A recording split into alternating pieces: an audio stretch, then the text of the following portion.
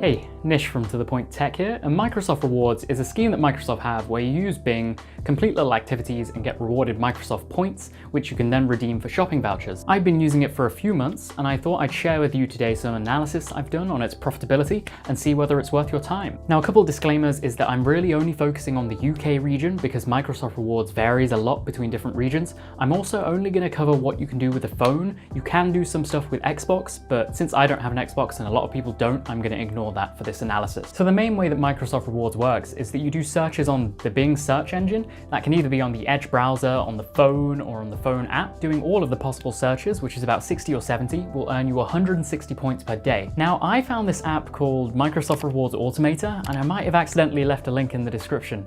Now, I cannot condone you using an automation app. It is against the terms of service, but what it does allow you to do is just with one button press, it will kind of automate and go through all these searches without you having to do it manually. I don't know about you, but I don't make that many searches in a day, and if I am going to, I'm not going to use Bing. I mean, come on. So doing those searches will get you up to 160 points per day, but as I said, there's those little punch cards, they call them, and quizzes that you can do, and they could net you another 90 points or so on average, taking you up to a total of 250 points per day. However, I did time myself doing these little quizzes and button presses, and it does take on average another minute and a half of kind of concentrated attention, whereas the searches can be done, you know, hands-free. You can just set it going and go brush your teeth or something. So what can you spend your hard-earned points on? I think the option that's going to be most attractive to people is buying a shopping voucher. They're available for a ton of different retailers. The ones that stick out for me are Uber, like Currys, John Lewis, basically takeaways and tech. A £5 voucher will cost you a whopping 7,500 points, meaning 10 points are worth about 6.7 pence. Another option is buying a voucher for Microsoft's own stores, the Microsoft Store and the Xbox Store.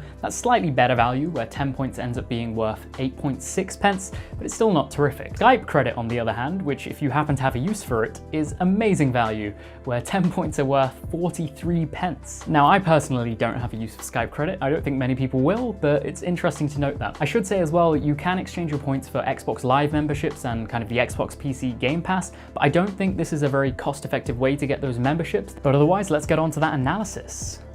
So let's recap. Just doing the searches will net you 162 points per day, while doing the extra activities will boost you up to 250 points per day. This gives us a monthly yield of 5,000 or 7,700 points respectively. So firstly, with the shopping vouchers, it's not horrendous. It's £3.40 per month with just the search, and £5.10 if you include the activities. If we move on to the Xbox or Microsoft gift cards, we move up to £4.30 for just the searches, and about £6.20 for adding on the activities. And as for that Skype credit, you get over £20 just for doing the searches and over £30 for doing the activities. So you can see I've also calculated an hourly figure, and you can see for the search only, it's quite ambitious and optimistic, and that's because I am kind of assuming that you'll use this automation app, which you shouldn't. I do not condone that. It's against the terms. For the activities, even adding on that minute and a half just to do the activities, we're down to £6.70 an hour on the shopping vouchers, which is not looking too great. But then if I were to factor in doing all those searches manually, if I assume for 3 minutes to conduct